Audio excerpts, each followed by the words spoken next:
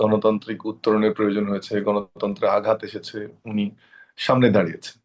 এবং যে কারণে আমরা সবাই ওনার জন্য প্রার্থনা করছি। আমি আপনার অনুষ্ঠানের যারা দর্শক দেখছেন তাদের অনুরোধ জানাবো তার জন্য প্রার্থনা করার জন্য, দোয়া করার জন্য, যেন আল্লাহ রাব্বুল আলামিন ওনাকে সুস্থতা দান করে। আমি ব্যক্তিগতভাবে তার জন্য দোয়া করবো যেন উনি সুস্থ হন। এই কারণেই যেটা আপনি বললেন যে তার শূন্যতা পূরণ হবার মতো নয়।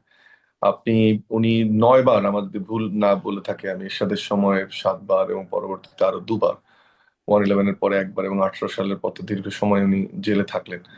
সো এটা এই জন্য আমি বলছি যে যখনই দেখেন এই যে জেলে যাওয়ার যে প্রক্রিয়াটা বা যখনই ওনার উপর নির্যাতন নেমে এসেছে, তখনই আসলে জাতি এবং দেশ একটা অনিশ্চয়তার মধ্যে ছিল। এখন আমরা টানেলের শেষ প্রান্তে আলো দেখতে পাচ্ছি, যখন ফেব্রুয়ারি মাসে নির্বাচন হবে বলে আমরা আশা করছি। কিন্তু ওনার উপস্থিতিটা খুবই গুরুত্বপূর্ণ। দেখুন, আমরা অধ্যাপক ইউনূসকে অনেক শ্রদ্ধা করি, কিন্তু এই মুহূর্তে সম্ভবত আর্গুয়াবলি নয়, দ্ব্যর্থহীন কণ্ঠে বলা যায় যে কারো মুখ থেকে যদি কোনো কথা আসে যে এটা অবশ্য পালনীয়, সেটা বোধহয় সম্ভবত বেগম খালেদা জিয়া বা জাতির যে কোনো বিষয়ে সিদ্ধান্ত দেওয়ার মতো এবং সবাই মেনে নেবেন, এটা আমি জামাত ইসলাম এবং এনসিপি কে ইনক্লুড করেই বলছি। যে জাতির যদি সেরকম সংকট দেখা দেয়, মাঝে মাঝে যে আমরা অনিশ্চয়তার কথা শুনছি, সেটা সামরিক বাহিনী হোক বা রাজনৈতিক দলগুলো হোক, নতুন দল হোক, যেই হোক, বাম দলগুলো হোক, ওনার প্রতি শ্রদ্ধা জায়গাটা কিন্তু অনেক বেশি। একজন ফ্যাসিস্ট ওনাকে আস্থা করে নিক্ষেপ করতে চেয়েছিলেন, তিনি নিক্ষিপ্ত হয়ে আজকে সবার ঘৃণার পাত্র হয়ে পার্শ্ববর্তী দেশে মৃত্যুদণ্ডের যে বোঝা সেটা মাথায় নিয়ে বসে আছেন। কিন্তু আজকে দেখেন, আপনি সোশ্যাল মিডিয়া দেখেন, হাসপাতালের সামনে দেখেন, যতটা না বিএনপির কর্মীরা আহ, দোয়া করছে, তার জন্য প্রার্থনা করছে বিভিন্ন ধরনের মানুষ, তাতে সাধারণ মানুষ এতে বেশি উদ্যোগী হচ্ছে। ছোট্ট একটা উদাহরণ আপনাকে দিই। আমি একটি হলের প্রভোস্ট, আপনি জানেন আমি সলিমুল্লাহ মুসলিম হলের দায়িত্বে আছি এই মুহূর্তে। আজকে সন্ধ্যায় এই হলের যিনি জিএস, তিনি অন্য একটি দল করেন, তিনি আমাকে ফোন করে অনুমতি এবং সাহায্য চাইলেন। তিনি খালেদা জিয়ার জন্য দোয়া মাহফিল আয়োজন করতে চান। সেটা কিন্তু আমার যতদূর মনে হয় ছাত্র দলের ছেলেরা আমার সঙ্গে যোগাযোগ করেনি যে দোয়া মাহফিল করবে। কথাটা এই জন্য বললাম, আমি ছাত্র দলের দোষ খুঁজছি না, আমি কথাটা একটা উদাহরণ হিসেবে দিলাম যে ছোট ইউনিট একটা হলের, সেখানে কিন্তু অন্য একটি রাজনৈতিক দলের ছাত্র সংগঠন তারা বলছে যে তারা দোয়া করতেছেন। এই কথাটা থেকে এই কারণে আমি বললাম যে এর অর্থটা দাঁড়ায় যে উনি কতটা অনিবার্য। যে রাজনীতিবিদ, সামরিক বাহিনী, সরকার বা যারা অন্যান্য দলগুলো এখন সক্রিয়, এবং তাদেরও ছাত্র সংগঠন সবারই কিন্তু চাওয়া যে খালেদা জিয়া দীর্ঘজীবী হবেন। এবং এমন একটা মুহূর্তে আজকে আমরা দাঁড়িয়েছি, যখন ওই যেটা একটু আগে বললাম যে একজনের কথা শুনতে পারে গোটা জাতি। এবং আমি এটা দ্ব্যর্থহীন কণ্ঠেই বলতে চাই যে খালেদা জিয়া যদি যে সংকটগুলো আমরা আশা করছি সামনে, ইভেন নির্বাচন হয়ে যাওয়ার পরে যে আশঙ্কাটা আমরা করছি যে বিএনপি জামাত হয়তো মুখোমুখি হবে, এনসিপি মাঠে থাকতে পারে, একটা অস্থিতিশীল বাংলাদেশের দিকে আমরা যেতে পারি, তার জন্য খালেদা জিয়ার বেঁচে থাকাটা খুব জরুরি। কারণ একজন অবিসংবাদিত নেতায় উনি পরিণত হয়েছেন এবং ওনার জায়গাটা কিন্তু এই মুহূর্তে পূরণ করা সম্ভব না। এবং যে কারণে আমরা তার দীর্ঘায়ু কামনা করি। আমি দুটো উদাহরণ আপনাকে দেই, ওনার চারিত্রিক দুটো উদাহরণ। আমরা জানি যে উনি রাজনীতিতে আসাতে খুব বেশি আগ্রহী ছিলেন, এবং যখন 92 সালের 3রা জানুয়ারি উনি বিএনপির প্রথম সদস্য ফর্ম পূরণ করেন, তার আগে কিন্তু লম্বা একটা অধ্যায় আছে। এবং 84-তে গিয়ে কিন্তু উনি, আমি যদি ঠিক মনে থাকে আমার, 84-র 10ই মে উনি দলের চেয়ারপারসন হয়েছিলেন। এবং কখনো অতি উৎসাহী রাজনীতিবিদ উনি ছিলেন না। প্রেসিডেন্ট জিয়া মারা যাওয়ার পরে 30 এপ্রিলের পরে উনি সহজেই প্রধান রাষ্ট্রপ্রধান হতে পারতেন, প্রেসিডেন্ট হতে পারতেন, উনি হননি। যখন 21শে জানুয়ারি বিএনপির পরবর্তী 82 সালের 21শে জানুয়ারি যখন বিএনপির প্রধান নির্বাচনের কথা আসে, তখনও কিন্তু যখন সাত্তার সাহেব ওনার কাছে গেছেন, গিয়ে বলছে যে আমি দলের প্রধান থাকতে চাই, তখন বিএনপি কে রক্ষা করা অনেক বড় একটা দায়িত্ব ছিল। কারণ অনেকে ইতিমধ্যেই সাত্তারের মন্ত্রিসভায় চলে গেছে, পিছনে এরশাদের একটা বড় ষড়যন্ত্র ছিল যেন উনি রাজনীতিতে না আসতে পারেন। এই ছোট্ট গল্পটা আমি এই জন্য বলছি, তাহলে বোঝা যাবে যে প্রেক্ষাপটটা কত গুরুত্বপূর্ণ ছিল। পরে দেখেন 7ই নভেম্বর 1982-তে উনি প্রথম জনসম্মুখে আসেন। তারপরে আরেকটা অ্যাপিয়ারেন্স ছিল আমার যদি মনে পড়ে হিস্ট্রি বই থেকে, যে 28শে সেপ্টেম্বর 1982 আমাদের জাতীয় সংসদ ভবনের এই ভবনের উদ্বোধনের বিষয় ছিল। তখন উনি, সাজিদুর রহমান, প্রেসিডেন্ট সাত্তার এবং উনি প্রথম সারিতে আসেন। তখন থেকে কিন্তু উনি আমাদের রাজনীতির পোস্টার উম্যান। এটা এই ইনফরমেশনটা আমি এজন্য দিলাম। এবং উনি যে প্রক্রিয়ায় বিএনপিতে এসছেন, কোনো জোর জবরদস্তি করেনি। প্রথমে উনি সাত্তার সাহেব প্রেসিডেন্ট ছেড়ে দিয়েছেন, দলের প্রধানের পদ ছেড়ে দিয়েছেন, উনি সিনিয়র ভাইস প্রেসিডেন্ট হয়েছেন, পরে 84-তে এসে উনি দলের প্রধান হয়েছেন। উনি কখনো কোনো পদের জন্য লালায়িত ছিলেন না। ওই যে বললাম যে ছবিটার কথা বললাম, আপনি এই ছবিটা দেখবেন, বিভিন্ন জায়গায় প্রকাশ এটা আগে হয়েছে। 2 নাম্বার, আপনি এরশাদ বিরোধী আন্দোলনের সময়, পার্টিকুলার ৮৬ ইলেকশনের সময় সব দল গিয়ে ইলেকশনে চলে গেল আওয়ামী লীগের সঙ্গে। ওনার হিসাব কিতাব অনেকে ভুল মনে করতো, কিন্তু উনি সব ভুল প্রমাণ করে, এবং ৯০-এর ইলেকশনকে সবাইকে ভুল প্রমাণ করে উনি ক্ষমতা এসেছিলেন। এটা গেল 1 নাম্বার স্টোরি। 2 নাম্বারটা হচ্ছে দেখেন, 14 সালের নির্বাচনে যখন শেখ হাসিনা ওনাকে বললেন যে আপনি, না, তার আগে আরেকটা অধ্যায় বলতে হবে আসলে খালেদা জিয়া সম্পর্কে, সেটা হচ্ছে 111 এর পরে। হ্যাঁ, 30 সেকেন্ড। 111 এর পরে উনি একজন চলে গেলেন দেশের বাইরে, হুমকি ধামকি দিতে থাকলেন। উনি কিন্তু বলেছিলেন যে আমি দেশ ছেড়ে কোথাও যাব না, কারণ এই দেশে এই জনগণের উপকার, এই দেশ, এই গণতন্ত্র রক্ষা করতে হলে আমাকে দেশে থাকতে হবে। উনি যান নাই। 14 নির্বাচনে দেখেন যে সবাই আমরা, এবং আমারও মনে হয়েছিল তখন আমি তরুণ শিক্ষক, যে উনি বোধহয় ভুল করলেন। স্বরাষ্ট্র মন্ত্রীর স্বরাষ্ট্র উপদেষ্টার পদ দেওয়া হবে, শেখ হাসিনা থাকবেন, ভাগযোগ হবে এবং একটা নির্বাচন হবে, এবং সবাই কিন্তু আমরা ভুল প্রমাণিত হয়েছে, উনি ঠিক প্রমাণিত হয়েছে। এই যে সিদ্ধান্ত গ্রহণের ক্ষমতা, যেটা যে কারণে তাকে আপসী নেত্রী বলা হয়, সেই আপসীনতার জায়গা এবং রাজনীতিকে বোঝা, জাতির জন্য সঠিক সিদ্ধান্ত দেওয়া, এটি ওনার রাজনীতির যে কেরিয়ার, যুগে যুগে উনি এটা প্রমাণ করেছেন। সেজন্যই কিন্তু খালেদা জিয়া এখন যে ক্রান্তিকালে, ওই যে বললাম জিয়াউর রহমানের মৃত্যুর পরে, 86-তে, 90-এ, 111-এর পরে, এখনো ওনার মতো প্রজ্ঞাটা দরকার। এবং আরেকটা জিনিস বলে রাখি, বিএনপি, তারেক রহমান সাহেব অনেকদিন থেকে অ্যাক্টিং প্রেসিডেন্ট, আমি রেসপেক্ট রেখেই বলছি, 3টি আসনে ওনাকে কিন্তু এমপি ক্যান্ডিডেট করে বিএনপি বা নির্বাচনে নেমেছে। এটার অর্থ হচ্ছে যে বিএনপি খালেদা জিয়ার ইমেজ এবং তার যে ব্যক্তিত্ব এবং জাতির কাছে গ্রহণযোগ্যতা, সেটা বোঝার জন্য ওই যে 1982 সালের 28শে জানুয়ারি উনি গিয়েছিলেন সংসদ ভবন উদ্বোধন করতে, জাতির সামনে প্রথম প্রকাশ হয়েছিলেন, not as a first lady, as a leader. সেই জায়গাটাতে কিন্তু আমরা সবাই ওনাকে এখনো রাখি, এবং বিএনপি এখন যে দল নিশ্চয়ই, রাখছে, এবং নিশ্চয়ই সেজন্য ডক্টর এত আব্দুল্লাহ মানুষের মামুন। ভিড়, এত মানুষের আকুতি। তা তো বটেই, তা তো বটেই। কিন্তু আপনি যে বলছিলেন যে তিনি আসলে সেই একাগ্র সময়ও তার বিদেশে যাওয়া, তিনি দেশ ছেড়ে যাবেন না। আওয়ামী লীগের আমলে যখন তিনি জেলখানায় গেলেন, তখনও নাকি তার কাছে প্রস্তাব ছিল যে তাকে দেশ প্রস্তাব ছিল, বিদেশে প্রস্তাব ছিল। চলে যাওয়ার প্রস্তাব ছিল, কিন্তু তিনি সেটাতেও যান নাই।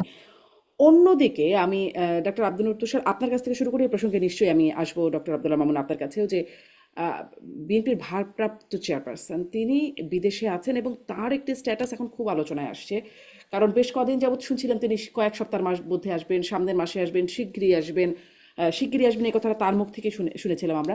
কিন্তু এখন যখন বেগম জিয়ার অবস্থা এতটা সংকটাপন্ন, তখন তিনি লিখছেন ফেসবুক পোস্টে যে আমি একটু কোটি করি, এমন সংকটকালে মায়ের স্নেহ স্পর্শ পাবার তীব্র আকাঙ্ক্ষা যে কোনো সন্তানের মতো আমারও রয়েছে, কিন্তু অন্য আর সকলের মতো এটা বাস্তবায়নের ক্ষেত্রে আমার একক সিদ্ধান্ত গ্রহণের সুযোগ অবারিত ও একক নিয়ন্ত্রণাধীন নয়। স্পর্শকাতর এই বিষয়টি বিস্তারিত বর্ণনার অবকাশও সীমিত। রাজনৈতিক বাস্তবতার এই পরিস্থিতি প্রত্যাশিত পর্যায়ে উপনীত হওয়া মাত্রই স্বদেশ প্রত্যাবর্তনে আমার সুদীর্ঘ উদ্বিগ্ন প্রতীক্ষার অবসান ঘটবে বলে আশাবাদী। আমি ডক্টর আব্দুল নূর তুষার আপনার কাছে জানতে চাই, আসলে কি বাধা, কি শঙ্কা, কার নিয়ন্ত্রণাধীন, মানে তার একক নিয়ন্ত্রণাধীন না, এবং কেন স্পর্শকাতর? আপনার কাছে কি বিশ্লেষণ, আপনার বিশ্লেষণ জানি। ব্যক্তির বক্তব্যকে বিশ্লেষণ করতে বললে একজন ব্যক্তিকে এটা হয় না। আপনি যদি কোনো একটা দলের কথা বলেন, কোনো একটা সিদ্ধান্তকে আপনি যদি বলেন যে এই সিদ্ধান্তটা নেওয়া হয়েছে, এটার ভালো মন্দ কি হতে পারে, সেটা নিয়ে কথা বলা যেতে পারে। কেন উনি এটা নিচ্ছেন, এটা তো উনিই জানবেন। নিশ্চয়ই উনি এই সিদ্ধান্তটা নিচ্ছেন, তার পেছনে কারণ আছে। আমি একটা সহজ সাধারণ প্রশ্ন করি, মা অসুস্থ, একজন পুত্র কি আদতেই সেই রকম জোরালো কোনো কারণ না থাকলে দূরে থাকতে পারেন? নিশ্চয়ই সেরকম কোনো কারণ রয়েছে, যে কারণটির সঙ্গে শুধু মায়ের স্বাস্থ্য নয়, দলের স্বার্থ এবং দেশের স্বার্থ জড়িত রয়েছে। এবং নিশ্চয়ই ব্যক্তির চেয়ে দল বড়, দলের চেয়ে দেশ বড়, এটা তো বেগম খালেদা জিয়ার বক্তব্য ছিল। তো যদি সেটাই হয়ে থাকে, তাহলে তারেক রহমানের ফিরে আসার সঙ্গে নিশ্চয়ই দলের সিদ্ধান্ত, আহ আগামী নির্বাচনের ভালো মন্দের সিদ্ধান্ত, এমনকি এখন তো খালেদা জিয়া অসুস্থ, তিনি তাকে কোনো ইনস্ট্রাকশন দিয়েছিলেন কিনা আমরা তো সেটা জানি না। একজন মা, অসুস্থ মাকে দেখতে তার সন্তান আসবেন কি আসবেন না, অথবা তিনি কেন আসছেন না, সেটার জন্য কি আমরা তাকে বাধ্য করতে পারি, অথবা তাকে প্রশ্ন করতে পারি, অথবা তাকে সমালোচনা করতে পারি? বরং আমাদের চিন্তা করা উচিত যে নিশ্চয়ই সেই রকম কোনো কারণ রয়েছে, যে কারণটির ফলে তিনি চাইলেই বাংলাদেশে ফিরতে পারছেন না, অথবা তিনি চাইলেই এখনই বাংলাদেশে ফিরবেন না। এখানে সাধারণত কি কারণ থাকতে পারে? হুম রাজনৈতিক কারণ থাকতে পারে, নিরাপত্তাজনিত ঝুঁকি থাকতে পারে, নির্বাচনের তফসিল ঘোষণার সঙ্গে তার আসা এবং যাওয়ার একটা সম্পর্ক থাকতে পারে, আহ এর বাইরেও অনেক কিছু থাকতে পারে যে বিষয়গুলো আমরা আসলে জানি না।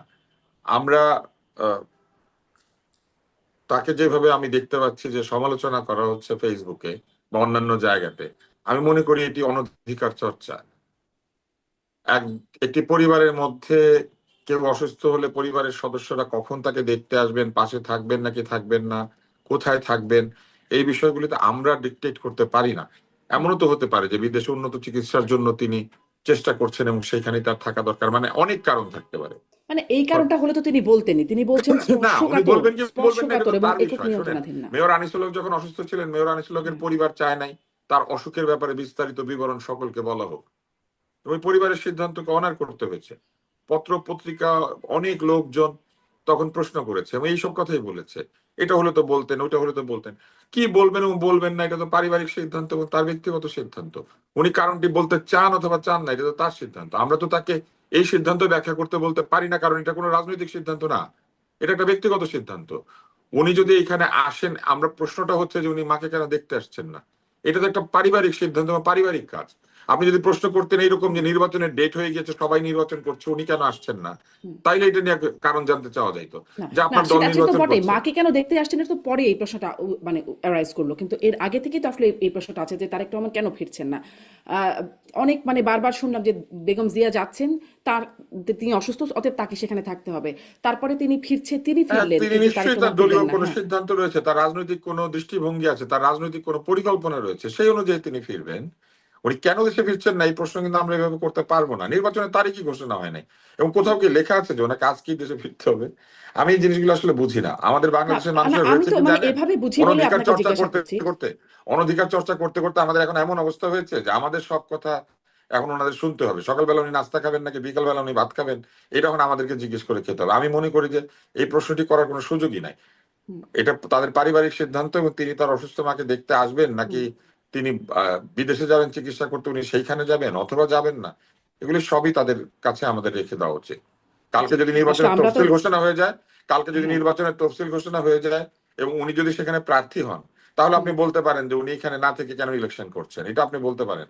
কিন্তু উনি যদি এরপরে নির্বাচনের তফসিল ঘোষণার পরেও নাও আসেন, হতে পারে তো বাংলাদেশ স্বাধীন হয়ে গেছে, হুম তাই না? হুম তারপরে তারপরে অনেকদিন পরে, বেশ 2 সপ্তাহ পরে শেখ মুজিবুর রহমান ছাড়া পেয়েছেন, বাংলাদেশে এসেছেন। এখন কেন আসতে পারছেন না, এটা তো আসার আগ পর্যন্ত, না আসার আগ পর্যন্ত আমরা জানতাম না। এরকম বহু মানুষ আছেন যারা একসময় বিদেশে থেকেছেন, ফিরে এসেছেন। ফিরে আসার সিদ্ধান্ত যার যার নিজস্ব এবং তাদের দলীয়। আমি মনে করি না যে উনি ফিরে আসতেও বাধ্য, আবার না আসতেও উনি মানে বাধ্য। উনি যেহেতু বলেছেন যে এখানে একটি সিদ্ধান্ত নয়, এখানে অনেক বিষয় বিবেচনা করতে হচ্ছে এবং যেহেতু সেগুলি এক ধরনের সেন্সিটিভ ইনফরমেশন তিনি শেয়ার হুম করতে চান না, আমার মনে হয় এই বিষয়টাকে আমাদের শ্রদ্ধা করা উচিত। জি, শ্রদ্ধা তো নিশ্চয়ই করব আমরা, কিন্তু মানে অনধিকার চর্চা হলেও প্রশ্নটা এই জন্যই হয়তো যে তিনি একজন একটা রাজনৈতিক দলের শীর্ষ নেতৃত্ব, তাতে এবং কিছু আসে যায় না। রাজনৈতিক এবং দলের এবং সদস্যের তিনি মা আসলে অসুস্থ আপনার হলে আমার, উনি তিনি আসবেন একজন কি আসবেন পাবলিক না, ফিগার। আর শীর্ষ হুম নেতৃত্ব হলে উনি আসবেন কি আসবেন না, এটা তার দায়িত্ব। পাবলিক ফিগারের ব্যক্তিগত জীবনে প্রবেশ করার অধিকার আমরা পাই নাই, হুম এগুলো আমরা কিন্তু করি আমরা বলে আমাদের সবসময় শুনি অভ্যাস হয়ে দেশের গেছে। মানুষ তাকে চায় যে তিনি ফিরুক, দলের নেতাকর্মীরা চাচ্ছেন তিনি উনি ফিরুক, ফিরবেন, মানে ওনার ওনার দলের, উনি তো ওনার দলের কাছে দায়বদ্ধ, তারপরে দেশের কাছে দায়বদ্ধ, এবং দল এবং দেশের লোক যে উনি হুম ফিরুক চায়, এটা তো উনি হুম জানেন। কিন্তু ফেরার সময়টা তো উনি ঠিক করবেন, আমরা ঠিক করে দেবো না। জি নিশ্চয়ই, সেটি তো বটেই ডাক্তার আব্দুল লতিফ সাহেব, কিন্তু উনি সেই ঠিক করার জায়গায় বাধাটা কোথায় সেই অ্যানালাইসিসটাই আমরা হয়তো বাধাটা একটু উনি জানবার বলতে চেষ্টা চান করছি। নাই ডক্টর এবং আব্দুল্লাহ সেটাকে মামুনের আমাদের কাছেও অনার আমি করা একটু শুনি উচিত। কি বাধা যে আছে এটা উনি বলতে চান জি নাই, নিশ্চয়ই আমরা এটা তো সেটিকে আমাদের অনার অনার করছি। করা আমরা তো উচিত, ওনাকে তাই গিয়ে না? বল প্রয়োগ করবো না যে আপনি এখনই ফেরেন, ফিরতে হবে, না না আমরা কিন্তু জাস্ট আলোচনার না স্বার্থে। না কিন্তু এই বল প্রয়োগ ছাড়াও এই প্রশ্নটা বারবার করাটাও আসলে অসমীচীন। আমি তবুও একবার করতে করলেই চাই যথেষ্ট। ডক্টর আব্দুল্লাহ মামুন, আপনার কাছ থেকেও একটু এই মানে অশুভচিত প্রশ্নটাই করে একটু জানতে চাই আসলে কি অ্যানালাইসিস, কি মনে হয় কি বাধা থাকতে পারে? সেটি কি নিরাপত্তাজনিত, সেটি কি রাজনৈতিক, মানে একটা আমরা তো একটা অ্যানালাইসিসে যেতে চাই, এবং তার একক সিদ্ধান্ত না, কেন কেন স্পর্শকাতর, আপনার কি মনে হয়? দেখুন, আমি আমি যেটা ব্যক্তিগতভাবে মনে করি যে এই প্রশ্নটি করার অধিকার আসলে আমাদের সবার আছে। এই কারণে আমি বলছি, এবং প্রশ্নটি খুবই প্রাসঙ্গিক এবং এটা হুম আলোচনাও করা যেতে পারে। আমি এই কারণেই বলছি যে আপনি শুধু তারেক জিয়া বা জিয়া পরিবারের মধ্যে বা বিএনপির মধ্যে সীমাবদ্ধ এখন নেই। ধরে নিলাম, আল্লাহ মাফ করুক, যে খালেদা জিয়ার কোনো সমস্যা হলো, হুম, সেক্ষেত্রে কিন্তু এই দেশের ভরসার জায়গাটা হয়ে উঠবেন তারেক রহমান। এটা আমি একটু আপনাকে আন্ডারলাইন করতে বলবো। তার মানে যে বোঝাতে চাচ্ছি, প্রশ্নটা করার অধিকার আমাদের আছে, কিন্তু তার যে দেশে ফেরা না ফেরার বিষয়টা, এর সঠিক সিদ্ধান্তটাও তাকে নিতে হবে। সমস্ত আবেগ, সমস্ত অনুযোগ, অভিযোগ, সমস্ত রিস্কের উপরে গিয়ে যখন উনি ভালো মনে করবেন, ওনাকে সিদ্ধান্তটা নিতে হবে। এটি হচ্ছে প্রথম কথা। এবং সেখানে আমি মনে করি যে সবার, অনলাইন অফলাইনে আমাদের সবার অধিকার আছে তারেক রহমানকে জিজ্ঞেস করার যে উনি কবে দেশে ফিরবেন। কিন্তু যেটা করা যাবে না, এই দেশে ফেরার নামে ওনাকে প্রশ্নবিদ্ধ করে সমালোচনাটা করাটা আমি মনে করি অন্যায়, কিন্তু প্রশ্নটা করা অন্যায় নয়।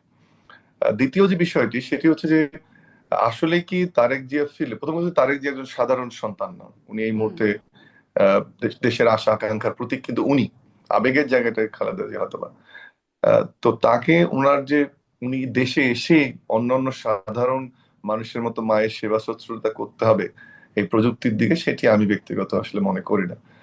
এটি হচ্ছে দ্বিতীয় কথা। কারণ আমি নিশ্চিত উনি এখন যে সিদ্ধান্তগুলোই এভার কেয়ারে হচ্ছে, প্রত্যেকটির সাথে উনি যুক্ত। আজকে যে এয়ার অ্যাম্বুলেন্সের কথা হচ্ছে, ইংল্যান্ডে যাওয়ার কথা হচ্ছে, বা বলা হচ্ছে না পরবর্তীতে যাবে, মির্জা ফখরুল অন্য স্টেটমেন্ট দিলেন, যদিও তারেক রহমান একজন উপদেষ্টা বলেছেন এক কথা, মির্জা ফখরুল অন্য কথা বললেন।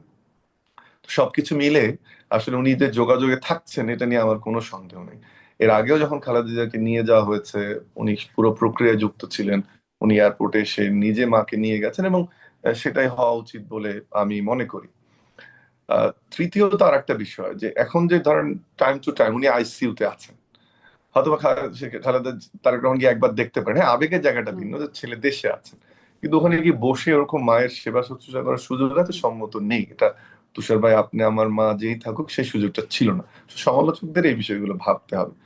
চতুর্থ আরেকটি খুব গুরুত্বপূর্ণ বিষয়ের অবতারণা করি, তৃতীয় আসলে এটা, সেটা হচ্ছে যে তারেক জিয়াকে দেশে ফিরতে গেলে তার ব্যক্তি তারেক জিয়া, পরিবার তারেক জিয়ার বাইরে, দল তারেক জিয়ার বাইরে দেশ এবং আন্তর্জাতিক অঙ্গনের কিছু ভাবনা তার মাথায় থাকতে হবে এই মুহূর্তে দেশে ফেরার জন্য। এটা এই জন্য বলছি যে সেটা যদি না থাকে, তিনি একজন যোগ্য নেতা হিসেবে বহিঃপ্রকাশ তার হবে না, বরং ইমোশনাল একজন সাধারণ সন্তান, সাধারণ মানুষ হিসেবে তার বহিঃপ্রকাশটা হবে। চতুর্থ পয়েন্ট আমার এই কারণে এখানে গুরুত্বপূর্ণ। আমরা তার বাবা এবং মায়ের ক্যারেক্টারটা যদি একটু অ্যানালাইজ করার চেষ্টা করি, প্রেসিডেন্ট জিয়াউর রহমান যদি এমন হতো যে তার সন্তানদের কথা চিন্তা করতেন এবং ঢাকা একবার নিতে আসতেন এবং তারপরে তার ব্যাটল ফিল্ডে নিতে যেতেন, তাহলে কিন্তু স্বাধীনতার ঘোষক তিনি হতে পারতেন না। এবং যে যে মুহূর্তে তিনি ঘোষণা দিয়েছেন, ওই মুহূর্তে কিন্তু উনি জানতেন যে তার পরিবারের সঙ্গে তার আর দেখা নাও হতে পারে, অথবা অথবা তাকে হত্যা করা হতে পারে, যুদ্ধের ময়দানে শহীদ হতে পারে, অথবা তার পরিবারকেও হত্যা করা হতে পারে। সেই রিস্কটা কিন্তু তারেক রহমান, শহীদ প্রেসিডেন্ট জিয়াউর রহমান নিয়েছেন। এটা তাদের ফ্যামিলির ট্রেডিশন বা ক্যারেক্টার, অর্থাৎ সঠিক সিদ্ধান্তটা নিয়েছিলেন দেশের জন্য, মানুষের হুম, জন্য, মুক্তির জন্য। আসি খালেদা জিয়ার ক্যারেক্টারিস্টিক্সে, আমরা যদি দেখি, আমরা যে আমরা জানি যে কোকো যখন মালয়েশিয়া ছিল, তখন কিন্তু অসুস্থতা তার ছিল, এবং তখনকার যে সময়টা উনি দেখতে গেছেন, ঘুরে এসেছেন। কিন্তু খালেদা জিয়া তো পারতেন ওখানে গিয়ে মালয়েশিয়া একটা স্বাচ্ছন্দ্যের জীবন যাপন করতে, আবেগ নিয়ে মা হিসেবে কোকোর পাশে দাঁড়াতে, বা যখন হুম, তারেক রহমানের চিকিৎসা চলেছে তখন সুন্দরভাবে, যে কথাটা আপনিও বলেন, যে 18 সালে চলে গিয়ে সেখানে সুন্দরভাবে তারেক রহমানের সেবা শুশ্রূষা হুম, করে, আরো উল্টো করে ভাবেন জিনিসটা, তাহলে সুবিধা হবে যে হুম, হুম, ছেলের আবেগ থাকবে মায়ের প্রতি, বাট সন্তানের প্রতি মায়ের আবেগটা যে কত শতগুণ বেশি, এটা নিয়ে নিশ্চয়ই আমরা প্রশ্ন তুলবো না। তাহলে উনিও কিন্তু চলে যেতে পারতেন মালয়েশিয়াতে বা ইংল্যান্ডে গিয়ে তারেক রহমান বা আরাফাত রহমানের চিকিৎসা করতে, দেশের গণতন্ত্র, মানুষের জন্য যেমন যুদ্ধ চলছিল, ভোটের জন্য, অধিকার আদায়ের জন্য, সেটা উনি নাও করতে পারতেন। সেটি কিন্তু জিয়া পরিবারের দ্বিতীয় প্রমাণ প্রেসিডেন্ট জিয়া, এরপরে হচ্ছে বেগম খালেদা জিয়া, এবং এবারে একই পরীক্ষার শিকার কিন্তু তারেক রহমান। সো উনি সঠিক সিদ্ধান্ত নিবেন, যেভাবে উনি ওনার ওনার বাবা নিয়েছিল, ওনার মা নিয়েছিল, উনিও একইভাবে সঠিক সিদ্ধান্ত নেবেন বলে কিন্তু আমরা আবার বিশ্বাস মওদুদ করি। আহমেদের বইতে আমরা প্রয়াত নেতা বিএনপি তিনিও এই বিষয়ে তিনি লিখছেন, আর 2008-এ তত্ত্বাবধায়ক সরকারের ওই সময়টাতে তারেক রহমান কোকো রহমানকে দেশের বাইরে পাঠানোর জন্য আমি ওই একটা বইয়ের কম্প্রোমাইজে রেফারেন্সটাকে যেতে আমার হয়েছিল। মতো করে, হ্যাঁ, আমার মতো করে আমি গুছিয়ে ওই বই থেকে আপনাকে বলছি আমি। হুম, মওদুদ আহমেদের ওই বই থেকে বলছি, মাহফুজুল্লাহর বই আপনি এটা পাবেন। হুম, হুম, মাহফুজুল্লাহ সাহেবের বই, এই দুটো বই, এরপরে আমাদের আব্দুল লতিফ মাসুমের বই, এই স্টোরিগুলো উঠে এসেছে, আমি সেই বইগুলোর জিস্ট আপনাকে বলছি। সো এইটা খুব সহজ ভাবে দেখলে একজন সাধারণ সন্তানের এসে মায়ের কাছে দাঁড়ানোর বিষয় না, হুম, হুম, বা নিশ্চয়ই। একজন সাধারণ মা হিসেবে সন্তানের কাছে যাওয়ার জন্য না। যদি তখন যেত, হয়তোবা কথা হতে পারে যে তখন তো বিএনপির আন্দোলন সফল হয়নি, কিন্তু ওই যে খালেদা জিয়ার স্যাক্রিফাইস, যদি 111-এর সময় খালেদা জিয়া বাংলাদেশ থেকে চলে যেত, যে -2 কথা আমরা বলি, আমি নিশ্চিত সেই -2 আসলে দেশে ঘটতো।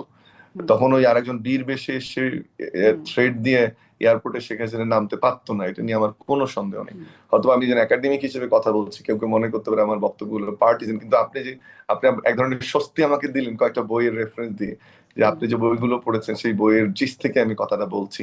তো এটাকে সাধারণভাবে দেখার যুক্তি নেই। আমি মনে করি নিশ্চয়ই। প্রশ্ন তুলতে হবে, প্রশ্ন হুম হুম তুললেই উত্তর আসবে, কিন্তু প্রশ্ন করার অধিকার থাকবে মানুষের। কিন্তু মানুষকে এমন ব্যবহার করা যাবে না, যেটা তুষার ভাই যে অ্যাঙ্গেলটাতে গেলেন, হুম হুম যে একটা সাধারণ মানুষের মতো সমালোচনা করা, কোনো ব্যক্তিকে আক্রমণ করা, এটি মোটেও কাম্য নয়। সেটি না করে বরং একটু, যে কথা আলোচনাটা আমরা করলাম, যদি হুম হুম। আমি জানি না আমরা তুষার ভাই এবং আমি কতটুকু জ্ঞানগর্ভ আলোচনা করতে পারলাম, বাট সমস্ত চিন্তার কিছু খোরাক নিশ্চয়ই আপনার নিশ্চয়ই। যারা দর্শক দেখছেন নিশ্চয়ই তারা আপনি পাবেন। ওই যে -2 কথা আমি একটু বললেন, আমি -2 একটু কারেক্ট প্রক্রিয়া। করে দিই, উনি আইসিইউতে নাই, উনি সিসিইউতে আছেন। সিসিউতে। সিসিইউতে আছেন, রাইট, সিসিইউতে আছেন। সিসিইউতে। জি। আমি ওই যে ওই প্রশ্নটা একটু যেতে চাই যে -2 প্রক্রিয়া যেটি, সেটিতেও মানে এই সরকার আসার পরে বিএনপির একদম মির্জা ফখরুল ইসলাম আলমগীর থেকে বিভিন্ন পর্যায়ে নেতারা বারবার বলেছেন ১/১১ প্রক্রিয়া চলছে, -2 প্রক্রিয়া চলছে। সেটি কি এখনো চলমান? এটিরই একটা অংশ কি কোনোভাবে, মানে এরকম কথা বেশ অনেকবার শুনেছি। ডক্টর আব্দুল লতিফ স্যার, আপনার কাছ থেকে এটা শুনবো, তবে তার আগে আরেকটা প্রশ্ন একটু করি। এটা আমি আসলে দুজনের জন্য এই প্রশ্নটা রাখছি। যে প্রশ্নটা যে আহ, বেগম জিয়া, তারেক রহমান ফিরতে পারছেন না, স্পর্শকাতর বিষয় আছে, তার একক নিয়ন্ত্রণাধীন না। বেগম জিয়া তিনি কিন্তু লন্ডনে গেলেন কিছুদিন আগে চিকিৎসা নিতে, এবং আমরা সবাই জানি, খুব স্বাভাবিক চিন্তা থেকেই বুঝতে পারি যে তার চিকিৎসা, আরও বিস্তারিত চিকিৎসা বা আরও ফার্দার চিকিৎসার প্রয়োজন আছে, সেই সময়ও ছিল। কিন্তু তিনি তবুও দেশ বিদেশ, মানে লন্ডন থেকে দেশে ফিরলেন। এটির আসলে কেমন মানে বাস্তবতা, যেখানে তিনি খুব সক্রিয় রাজনীতি দেশে করতে পারছেন না, কিন্তু লন্ডন থেকে তিনি দেশে ঠিকই তার সেই শারীরিক অবস্থা নিয়ে ফিরলেন।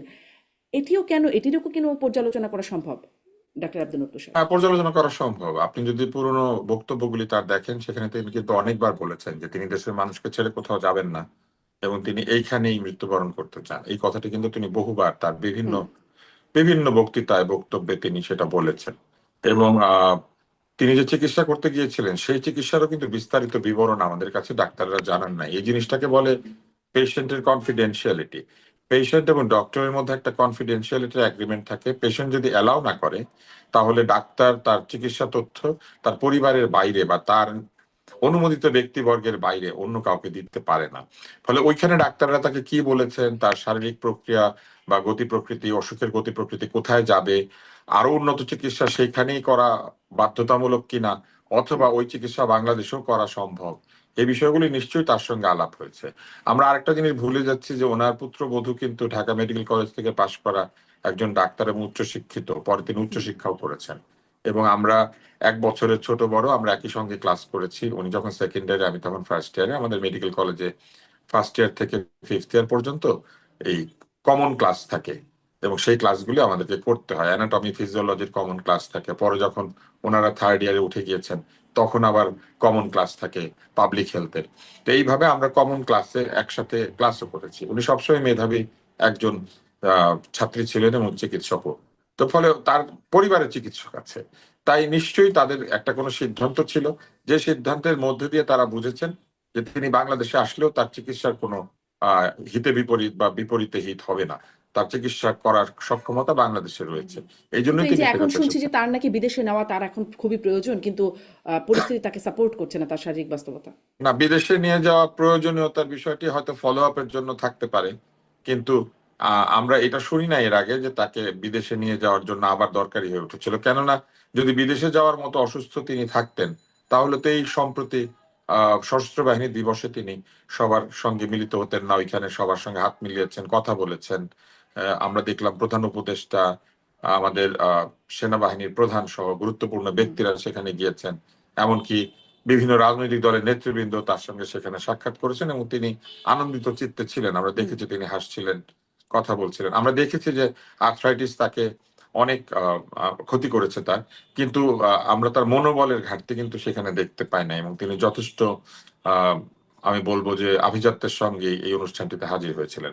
এমনও হতে পারে যে এই অনুষ্ঠানটি তো শুধু এই প্রথম তিনি যান না, তিনি তো সামরিক বাহিনীর একজন সদস্যের স্ত্রী। ফলে এই অনুষ্ঠানটির সঙ্গে তার হয়তো আবেগও জড়িত ছিল, এই জন্য হয়তো তিনি যেতে চেয়েছেন, আমরা তো জানি না। কিন্তু হুম। ডাক্তার হিসেবে অনেকেই সমালোচনা করেছেন যে কেন তাকে নেওয়া হলো, তার মাস্ক কেন সবসময় নাকের উপরে ছিল না। এই বিষয়গুলি এখন বলে আসলে কোনো ক্ষতি বৃদ্ধি হবে না। কোনো ভালো মন্দ কিছু নেই, বরং আমাদের চিন্তা করতে হবে কত ভালো চিকিৎসা দিয়ে তার জীবনকে আরো দীর্ঘায়িত করা সম্ভব এবং তার কষ্ট লাঘব করা সম্ভব। একই সঙ্গে আমি যেটা বলতে চেয়েছি, প্রশ্নটা একবার দুইবার করলে ঠিক ছিল, কিন্তু দেখেন পুরো সোশ্যাল মিডিয়াতে শত্রু মিত্র নির্বিশেষে এমন ভাবে বলছে যেন দয়াহীন মায়াহীন একজন ব্যক্তি মাকে দেখতে আসছেন না। ব্যাপারটা কিন্তু সেরকম না। এত বড় একটা দলের দায়িত্ব নিতে হচ্ছে তাদেরকে, হুম, চান বা না চান, পারিবারিক ভাবেই হোক কিংবা নেতৃত্বের উত্তরসূরি হিসেবেই হোক, এই বিষয়গুলি তাদেরকে বিবেচনায় নিতে হচ্ছে। আমাদের উপমহাদেশের রাজনীতির যে গতি প্রকৃতি, তার মধ্যে কিন্তু বহু প্রশ্ন জড়িত থাকে। ফিরে আসা, এরকম বহুদিন বিদেশ থেকে ফিরে আসা নেতৃবৃন্দের প্রতি, শুধু উপমহাদেশ কি, আপনি যদি খেয়াল করেন তাহলে দেখবেন এরকম বিদেশ থেকে অন্যান্য দেশে এরকম নেতারা ফেরত এসেছেন। হুম, অনেক প্রশ্ন, অনেক সমস্যা, অনেক জটিলতার মধ্যে দিয়ে তাদেরকে যেতে হয়েছে। আমরা মনে হয় ভুলে যাই নাই যে ফিলিপিনে কি হয়েছিল বেনিগনো একুইনো যখন ফিরে এসেছিলেন, কিংবা আমরা ভুলে যাই নাই নির্বাচনী প্রচারণাকালে পাকিস্তানে কি ধরনের হুম। দুর্ঘটনা ঘটেছে, আমরা ভুলে যাই নাই ভারতে কি ধরনের দুর্ঘটনা ঘটেছে। ফলে নানান ধরনের বিষয়কে কিন্তু বিবেচনা নিতে হবে, শুধু আবেগ নয়। এখানে নিরাপত্তা রয়েছে, তাহলে কি এইখানে ডাক্তার আব্দুল তুষার এখানে মানে তিনি, নির্বাচনের ঘোষণা রয়েছে। হ্যাঁ, নির্বাচন যে হবেই সেটা পার্মানেন্টলি ঘোষিত হবে কখন, যখন তফসিল ঘোষিত তফসিল হবে। হবে। জি। উনি যদি ফিরে আসেন এখন, আবার 2 দিন পরে এয়ার অ্যাম্বুলেন্সে তাকে বিদেশে নিতে হয়, তাহলে তো 2 দিনের জন্য তার ফিরে আসা আসলে অযৌক্তিক। নিশ্চয়ই তিনি তখন, আমরা আবার বলবো উনি কেন এয়ার অ্যাম্বুলেন্সে মায়ের সাথে গেলেন না। তাই আমি এটাই বলেছি যে এই সিদ্ধান্ত গ্রহণের বিষয়টিকে প্রশ্ন করলে হবে না। আমরা প্রশ্ন করেছি একবার, ঠিক আছে, যে উনি কেন আসছেন না, 2বার, কিন্তু হুম। আহ তিনি কেন বলছেন না যে উনি কেন ফিরছেন না, এটা তো তাদের ব্যক্তিগত না, বিষয়, এটা তিনি তো আমরা কেন জিজ্ঞেস করতে আসছেন না পারি না। সেই প্রশ্নটার চেয়ে বড় প্রশ্ন এখন মানে উদ্রেক করলেন যখন আসলে তিনি স্ট্যাটাস দিয়ে জানাচ্ছেন যে বিষয়টি স্পর্শকাতর, তার একক উনি বাধ্য সিদ্ধান্তের ব্যাপার হয়েছেন, না। কারণ যেভাবে তাকে সেটাই। সোশ্যাল মিডিয়াতে আক্রমণ করা হচ্ছে, হ্যাঁ। আমাদের সোশ্যাল মিডিয়ার আক্রমণকারী কাউকে বাঁচে না। এরা হ্যাঁ। যাকে খুশি তাকে যে কোনো হুম। ভাষায় আক্রমণ করে। এই জিনিসটা কিন্তু আসলে নিয়ন্ত্রণের হ্যাঁ। বাইরে চলে গিয়েছে একেবারে। হ্যাঁ, এটি আসলে প্রশ্ন যে একক নিয়ন্ত্রণাধীন না, নিয়ন্ত্রণটা আসলে কার উপরে, মানে কোথা থেকে নিয়ন্ত্রণ, একজন কারণ নানান দলের রকম। একজন দলের প্রধানের, যেমন আমি আপনাকে বলি, প্রধানমন্ত্রীর যে এদিক সেদিক যাওয়া, এটা কি একক নিয়ন্ত্রণাধীন থাকে? মোটেও থাকে না। তার নিরাপত্তা ঝুঁকি বিবেচনা করা হয়, তাকে আগে গ্রিন সিগন্যাল পাইতে হয় তার এসএসএফ, তার অন্যান্য নিরাপত্তা রক্ষীদের কাছ থেকে গোয়েন্দার গ্রিন সিগন্যাল পাইতে হয়, তারপরে প্রধানমন্ত্রী এক জায়গা থেকে আরেক জায়গায় মুভ করে হুম, বাংলাদেশে, বা বিশিষ্ট কোনো ব্যক্তি যারা টপ সিকিউরিটি পান। তো উনি তো সেই অংশে বাংলাদেশের একটি বৃহৎ দলের নেতা হিসেবে ওই অংশে খুব একটা হুম, কম সিকিউরিটি পাওয়ার কথা না। ফলে উনি হুম, কোথায় যাবেন যাবেন না, নিশ্চয়ই এটার বিষয়ে বহু মানুষের বহু জায়গা থেকে তথ্য নেওয়া, হুম। তারপরে যাওয়া উচিত কি উচিত নয়, কখন তিনি জি, জি। পৌঁছাবেন, এইখানে সবকিছু প্রস্তুত আছে কিনা তাকে রিসিভ করার জন্য, এই বিষয়গুলো তো নিশ্চয়ই জানার জি, বিষয় রয়েছে। সেই শুধু প্রস্তুত তো করার একটা দায়িত্ব বর্তমানে একজনের রাষ্ট্র সিদ্ধান্ত ক্ষমতায়। না। তারপরে জি, দলীয় লোকেরা এসে ভিড় জমাবেন। উনি জি। যদি কালকে মনে করেন এসেছেন, আপনি কি মনে করেন দলের লোকেরা তাকে ছাড়বে?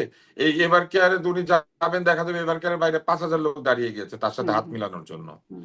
এবং চিকিৎসার উপকারের চাইতে অপকার শুরু হবে। ফলে কেন তিনি এই সিদ্ধান্তটা নিচ্ছেন বা কেন তিনি দেরি করেছেন, এটা আসলে তারা জানেন, এবং এককভাবে একটি ঘটনা বা একটি সিদ্ধান্তের উপর কিন্তু জি, এটা নির্ভরশীল না। জি। ডক্টর আব্দুল তুষার, আপনাকে ধন্যবাদ। আমি ডক্টর আব্দুল মামুন আপনার কাছ থেকে একটু শুনতে চাই যে মানে তার যে একক সিদ্ধান্তের উপরে না, তার মানে ডক্টর তুষার যেটি বলছেন যে এটি নিশ্চিত করতে হবে তার নিরাপত্তার বিষয়টা থাকতে পারে।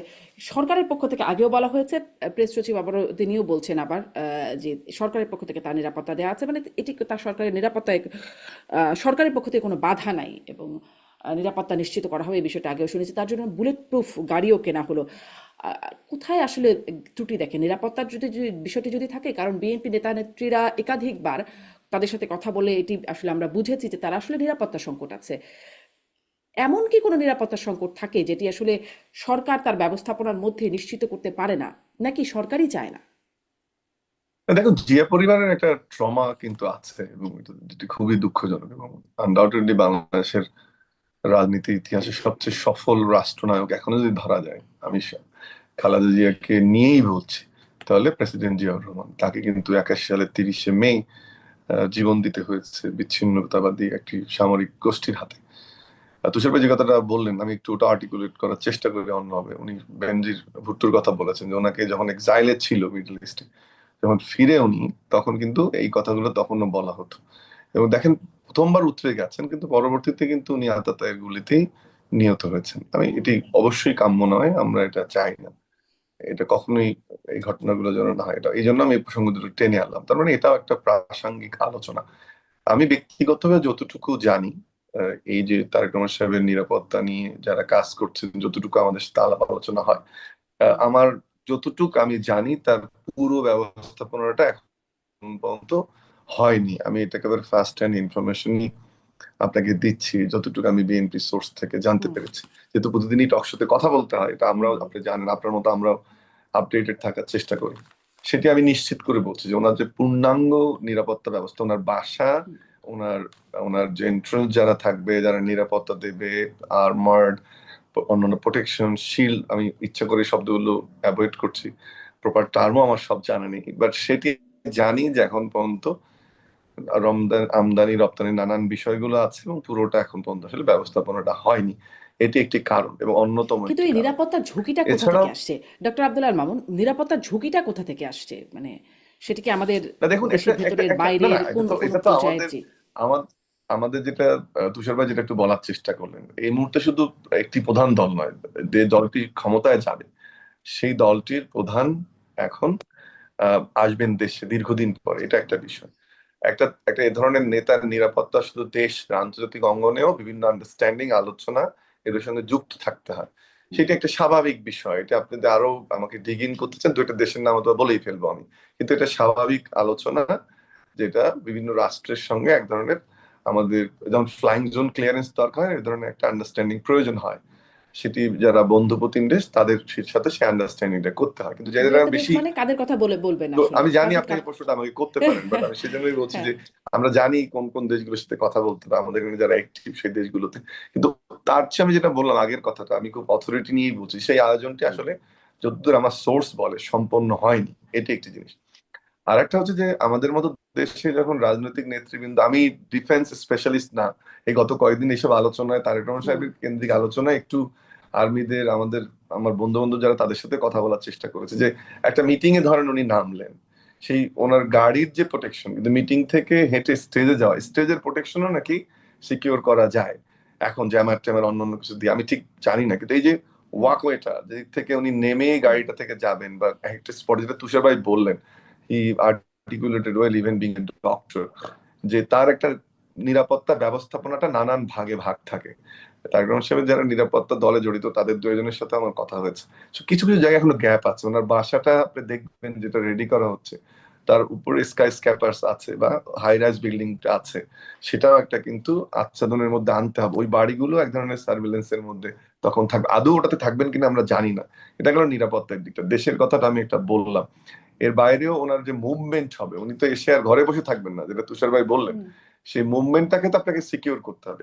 এই ধরনের VVIP or plus plus VVIP, CIP or more, বা রাষ্ট্রীয় পর্যায়ে যারা গুরুত্বপূর্ণ ব্যক্তি, সেটা গুরুত্বপূর্ণ। এখন আপনার আরেকটা প্রশ্নের জবাব আমি ইচ্ছা করে যেতে চাই, যে আপনি যেটা খোঁচাচ্ছিলেন আমাকে, যে কেন এত কনসার্ন আসতেছে বা থ্রেড গুলো কোথায়।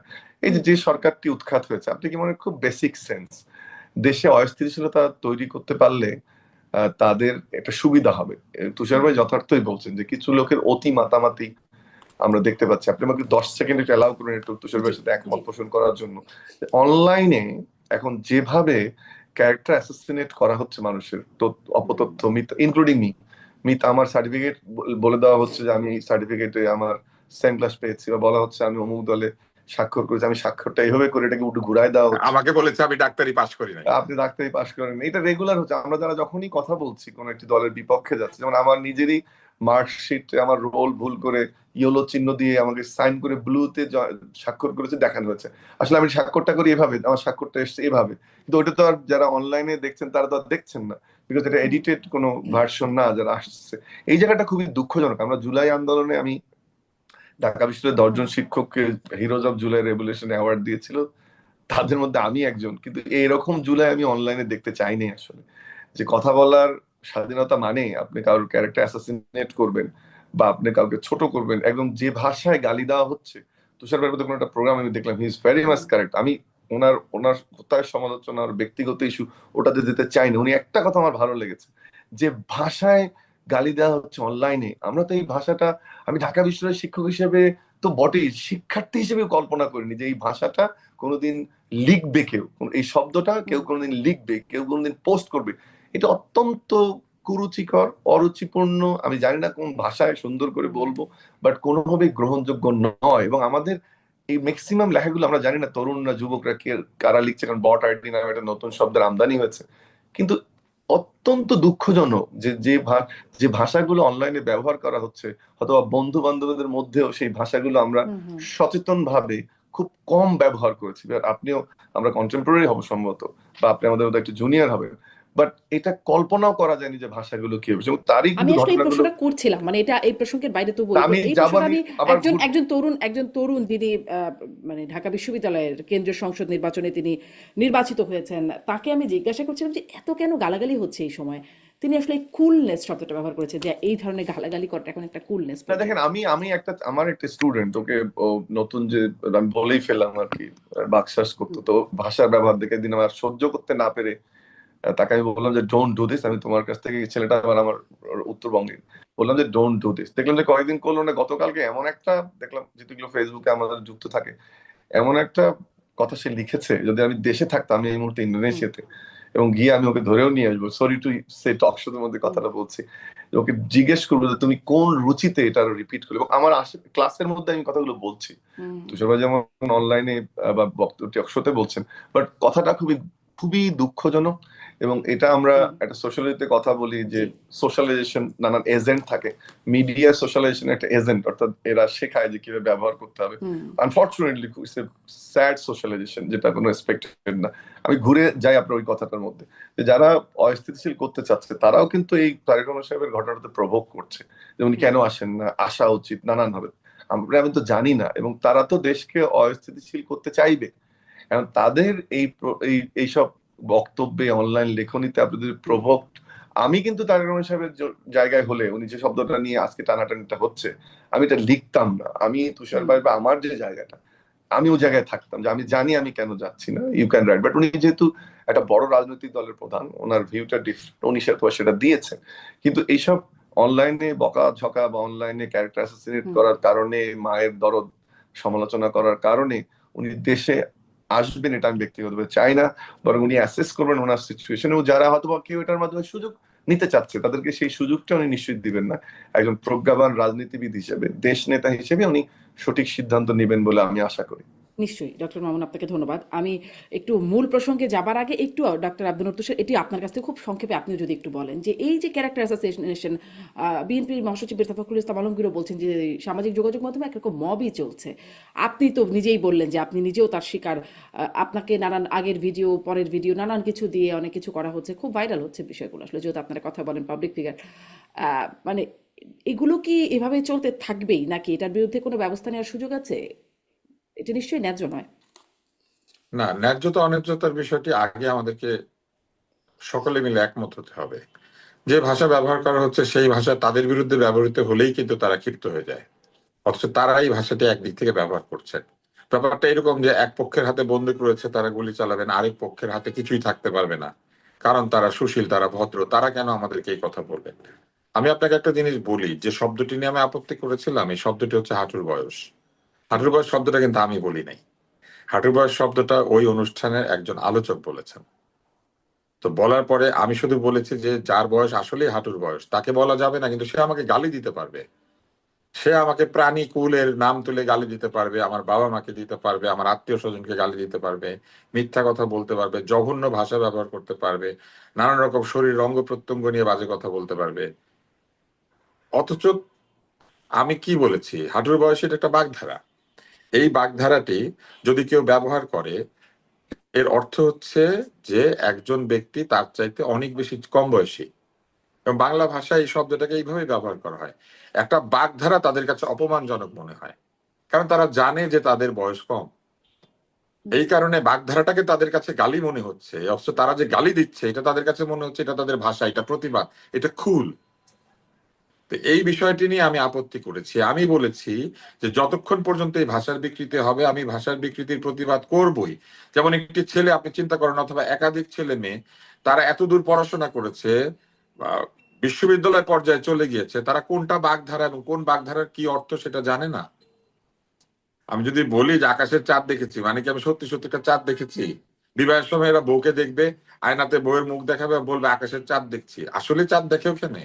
হুম তো কোনটা বাগধারা আর কোনটা সমাস আর কোনটা কারকে বিভক্তি, এটা না জেনে তারা ওইখানে গিয়েছে বাংলা ভাষা না শিখে। আমি শুনেছিলাম যে বিশ্ববিদ্যালয়ে ভর্তির সময় ইংরেজি আর অঙ্কে সবাই নাকি ফেল করে। এখন তো আমি দেখতে পাচ্ছি আমাদের বাংলা ভাষাটা পর্যন্ত তারা ভুলতে বসেছে। আমি যে আমি কিন্তু আপনি পরিষ্কারভাবে খেয়াল করবেন, আমি যে সেখানে আউটবার্স্ট করেছি আমি জেনে শুনে করেছি। কেননা এর চাইতে সভ্যভাবে এবং এর চাইতে কোনো ধরনের গালিগালাজ ব্যবহার না করে এই কথাটি আমার প্রতিবাদ হিসেবে বা আমাদের পক্ষ থেকে প্রতিবাদ হিসেবে বলার আর কি উপায় আছে? আমি কি দেখবেন আমি শেষ লাইনে বলেছি আমি টক শোতে রাগ করি না, আজকে করলাম। এর মানে হচ্ছে আমি রাগ করেছি, জেনেই রাগ করেছি।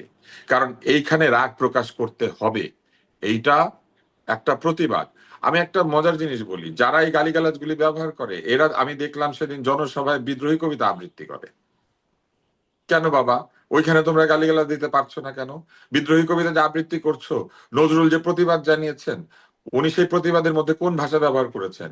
এটা সেটা কেটে লাল করে দিবেন সেই ভাষা? আমরা যে মুক্তিযুদ্ধ করেছি আমরা কি সেখানে এইটা সেটা কেটে লাল করে দিব বলে মুক্তিযুদ্ধ করেছিলাম? পাকিস্তানের চাইতে বেশি অত্যাচার কেউ করেছে এই দেশের মানুষের উপরে? আমরা কি সেখানে গালি দিয়েছিলাম পাকিস্তানিদেরকে? না, এরকম আজে বাজে গালি কোনোদিন দেই নাই। বরং আমরা কি করেছি, আমরা প্রকৃত অর্থে সম্মানের সঙ্গে আমরা লড়াই করেছি এবং আমরা যে একটি সম্মানিত জাতি সেটা প্রমাণ করেছি। আপনি আমাকে বলেন, দুর্গমগিরি কান্তার মরু দুস্তর পারাবার হে, এটা প্রতিবাদ না? শিকল পরা ছল মোদের এই শিকল পরা ছল, এটা প্রতিবাদ না? আমি বিদ্রোহীর অনুক্লান্ত, আমি সেই দিন হব শান্ত, যবে উৎপীড়িতের ক্রন্দন রোল আকাশে বাতাসে রনিবে না ধনিবে না, অত্যাচারীর খড়গ কৃপান ভীম রণভূমে রনিবে না। তো এটা কি, এটা প্রতিবাদ না? এটা নিজের শৌর্য প্রকাশ না? কেন এখন আপনাদের লাল লাল যেগুলো বলেন সেগুলো বক্তৃতায় বলেন, কেন এখন বিদ্রোহী কবিতা আবৃত্তি করতে হয়? কারণ প্রতিবাদের ভাষা আসলে বাংলা ভাষাই, এবং সেই ভাষা আমরা যে ভাষায় কথা বলি সেটাই। সেটা না বলে নতুন ভাষা উদ্ভাবন করে যদি জি গালিগালাজে যেতে চান, আমাদের চেয়ে বেশি গালিগালাজ কে পারে বলেন শারমিন? আমার সাথে গালি দিয়েও কিন্তু, বা আমাদের মতো যারা আমাদের বয়সে আমাদের সাথে গালি দিয়েও তারা পারবে না। যত গালি আমরা জানি তার অর্ধেকও তারা জানে না। কিন্তু আমরা তো গালি দিব না, আমরা গালি না দেওয়ার জায়গাটাকে বেছে নিয়েছি এত কারণ আমরা গালি আমাদের কোথা থেকে ভাষাটাকে আসলে সম্মান করি। শেখা যায় সেটিও বুঝি না, আর এত গালি না, বলার গালি জন্য শেখা যে যায়, গালি তো উদ্ভাবিত হয়। আমি আপনাকে একটা জিনিস বলি, গালি কিন্তু উদ্ভাবিত হয়। হ্যাঁ হ্যাঁ গালি শেখা যায়, গালির ক্রিয়েটিভিটি আছে, গালি হ্যাঁ, আমি ইনোভেশন একটা আছে, গালি ডিকশনারিও তৈরি দেখেছি, করা যায়। গালির একটা ডিকশনারি আছে। যাই হোক, হ্যাঁ, গালি নিয়ে গালির আলোচনায় না ডিকশনারি গিয়ে আছে, কিন্তু গালি নিয়ে কিন্তু জি এটা আপনি আপনার আনন্দের জন্য পড়তে পারেন, আপনি জানলেন একটা কিছু, আপনি শিখলেন একটা কিছু, আপনি বুঝলেন একটা কিছু, এটার জন্য পড়তে পারেন। কিন্তু এটা হুম আপনি ব্যবহার করতে পারেন না যেখানে সেখানে যত্রতত্র এমন পাবলিক চারটার ফোরামে উপরে। নিশ্চয়ই, এমন পাবলিক ফোরামে এটা নিশ্চয়ই খুবই আপত্তিকর। এবং এটা নিয়ে ওইখানে একটা কিন্তু আলাদা আমার কোনো আলোচনায় ব্যক্তিগত বিষয় ছিল না। আমি হুম আপনাকে হুম পুরো জিনিসটা আরেকবার বলে দিই। অন্য একটি টক শোতে একজন আমার সঙ্গে তর্কে পরাস্ত হয়ে বলে কি, হুম আমি আপনার সাথে কিভাবে পারবো, আমি তো আপনার হাঁটুর বয়সে। একটু পরে এসে আবার শুরু করেছে। তখন আমি বলেছি তোমার সাথে আর কি তর্ক করবো, তুমি নিজেই তো বললা হাঁটুর বয়সে, এটা শেষ। সেই প্রসঙ্গ টেনে এনে ওইখানে আবার এই শব্দটা উচ্চারণ করা হুম হুম হয়েছে। তা আপনি হুম আমাকে বলেন, আমি একটা বাগধারা ব্যবহার করতে পারবো না যে বাগধারাটার অর্থ ডিকশনারির মধ্যে আছে? হরলাল রায় খুঁজেন হুম আর যে কোনো হুম ব্যাকরণের বই খুঁজেন, আছে, যেটা একটা স্বীকৃত বাগধারা।